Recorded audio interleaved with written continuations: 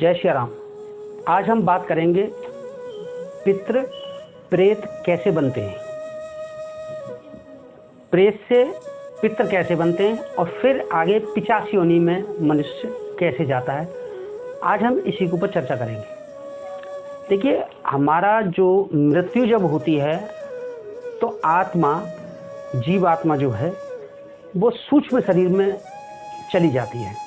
मतलब कौशक शरीर ये तो नष्ट हो जाता, तो सूक्ष्म शरीर में चली जाती है। 12-13 दिन तक वो उसी सूक्ष्म शरीर में रहती है।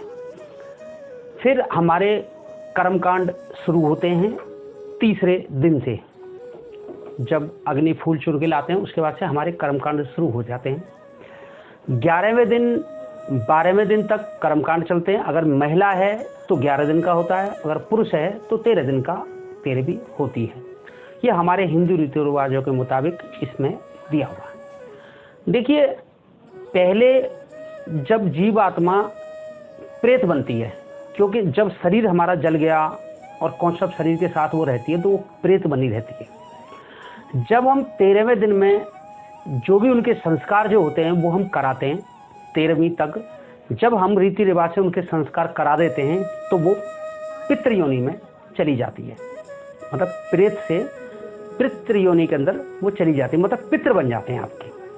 अच्छा, पितृ जो बन जाते हैं तो अपने पितृलोक में फिर जीवन वो व्यतीत करते हैं। उसके बाद जब उनका जो है पुण्य पाप जो भी कम होने के बाद तो वो फिर दोबारा पुनर्जन्म आत्मा ले लेती है।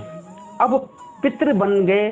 अच्छा, अगर किसी तरह से हम उनका रीति रिवाज से संस्कार नहीं करा पाते तो वो प्रेत योनि में ही रहती है, फिर वो पितृ नहीं बन पाती है।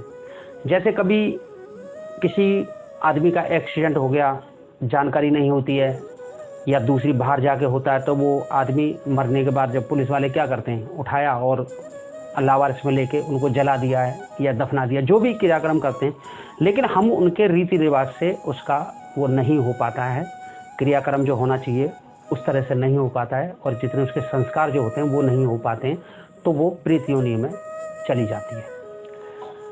इसी तरह से जो लोग अकाल मृत्यु बाहर मर जाते हैं या किसी के द्वारा मार दिए जाते हैं, लाश को दफना दिया जाता है या जला दिया जाता है या किसी नाले वगैरह में फेंक दिया जाता है, तो वो लोग सभी प्रेत बनते हैं, पितृ योनि में जा नहीं पाते, क्योंकि आत्मा फिर उनकी प्रेत योनि में ही रहती है।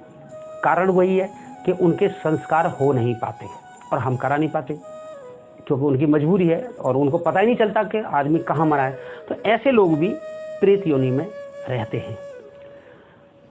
और उसके बाद क्या होता है कि गरुड़ पुराण के मुताबिक साफ शब्दों में क्या है कि ये 100 दिन तक जीवात्मा उसमें रहती है। 100 दिन तक मतलब इंतजार करती है आपका कि आप उसके लिए जो भी मुक्ति के जो उपाय किए जाते हैं वो सब कराएं।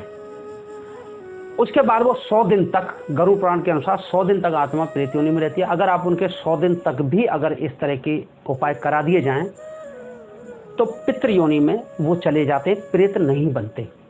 अच्छा, 100वां दिन जब बीत जाता है तो वो जो प्रेत जो हैं वो आपको परेशान करने लगते हैं। क्यों? देखिए, सारा जीवन उन्होंने कमाया, आपके लिए किया। 16 संस्कारों में से 15 संस्कार माँ बाप अपने बच्चों के लिए करते हैं। केवल एक संस्कार जो होता है वो बच्चे माँ बाप के लिए करते हैं, जो ये दाह संस्कार का जो होता है यही केवल होता है। अब वो रुष्ट हो जाते हैं आपसे। प्रेत क्यों रुष्ट हो जाते हैं कि देखिए, उनकी धन संपत्ति हर चीज़ आपके पास है, आप उसका भोग रहे हो। घर मकान जितनी संपत्ति छोड़ गया है वो आपके लिए छोड़ के गया है और आप उसे भोग रहे हैं। जब आप भोग रहे हैं, आप उसका संस्कार नहीं कराते तो प्रेत रुष्ट होते हैं, क्योंकि वो प्रेत योनि में रुष्ट होते हैं, तो आपको फिर कष्ट देना शुरू कर देते हैं। तो आप फिर कष्ट में कई तरह की कष्ट देना जब वो शुरू कर देते हैं तो फिर वो आपके ऊपर दिक्कतें आना शुरू हो जाती हैं।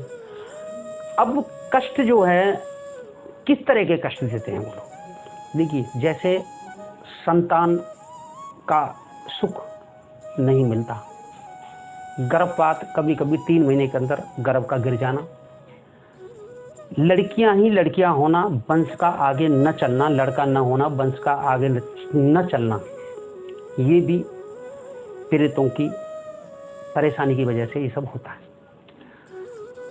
और घर में क्लेश जो रहता, आपके पास काफ़ी धन है लेकिन उसके बाद भी आपके घर में खुशी नहीं है, हर समय परेशानियां बनी रहती हैं। धन वगैरह वैभव सब है लेकिन परेशानियां फिर भी बन सकती हैं, बनी रहती हैं। ये पितरों की प्रॉब्लम, प्रेत की प्रॉब्लम की वजह से होती है। और भी ऐसी कई तरह की परेशानियां हैं जो इनकी वजह से लगातार निरंतर आती रहती हैं। तो ये पितरों की वजह से होती हैं। अच्छा, ये पितर जो होते हैं, जो पितर बन चुके हैं उनके लिए तो हम श्राद्ध कराते हैं और चीज़ें भी कराते हैं। तो पितर खुश रहते हैं आपसे, तो आपको आशीर्वाद भी देते हैं और इसलिए आप हमेशा सुखी और संपन्न रहते हैं। लेकिन जो प्रेत बन चुके हैं वो आपको आशीर्वाद नहीं देते, क्योंकि वो तो आपसे रुष्ट हैं। कहते हैं ना कि जब कुंडली के अंदर कितने भी दोष क्यों ना हो, अगर आपके पितर आपसे, मतलब प्रेत जब पितर बन जाएंगे, मतलब पितर आपसे खुश होंगे, तो कितने भी दोष होंगे तब भी आपका जीवन सुखमय बीतेगा। और अगर पितर नाराज होंगे, पितर अगर प्रेत योनि में हैं तो वो नाराज हैं, पितर योनि में तो पहुंच नहीं पाए। अगर वो नाराज हैं तो कुंडली में कितना भी अच्छा आपका योग बन रहा हो तब भी आपको दिक्कतें आएंगी, क्योंकि आपके प्रेत मतलब पितर आपसे नाराज हैं। तो इसलिए पितरों की खुशी के लिए आप ये योग संस्कार जो हैं ये आपको कराना चाहिए। अगर जाने अनजाने में अगर ऐसे संस्कार आप नहीं करवा पाते तो उनके लिए मुक्ति का जो हवन होता है वो आपको जरूर कराना चाहिए, क्योंकि आप ही अपने पितरों को मुक्त करा सकते हैं। क्योंकि मुक्त कराने के लिए हमें गोत्र की आवश्यकता पड़ती है, क्योंकि हर एक का गोत्र अलग अलग होता है। तो उसी जिसके पितर हैं उसी के गोत्र का ही आदमी उनको मुक्त करा सकता है। इसलिए आप अगर पितरों को मुक्त करा देंगे और आप खुश होंगे, अगर आपके पितर खुश होंगे तो ये समझ लीजिए आपके जीवन में खुशियाँ हमेशा आती रहेंगी और हमेशा आप कम अभाव होगा, मतलब धन कम होने के बाद भी आपके परिवार में खुशी संपन्नता रहेगी। और अगर आपके पितर आपसे नाराज हैं तो कितना भी धन हो आपके यहाँ लेकिन खुशी नहीं होगी, बीमारी हमेशा बीमारी लगी रहेगी घर में, बड़ा मुखिया बीमार होगा और बीमारी रोग दोष परेशानियाँ क्लेश, ये सारी चीज़ें आपको पितरों की प्रॉब्लम की वजह से आती हैं।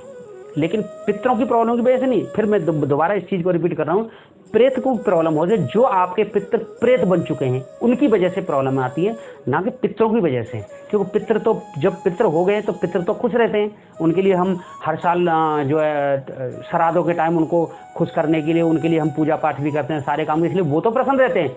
लेकिन जो आपकी प्रेत योनि में जा चुके हैं, जो उनका, अब देखियो कई चीज़ें, जैसे अब आपकी योनि में तो आपको पता है कि भाई मेरे जानने में ऐसा नहीं हुआ है, लेकिन आपसे पीछे और भी पीढ़ी जो बीत चुकी हैं, क्या पता उनमें ऐसा कोई प्रेत बना हो जो आपको परेशान कर रहा है।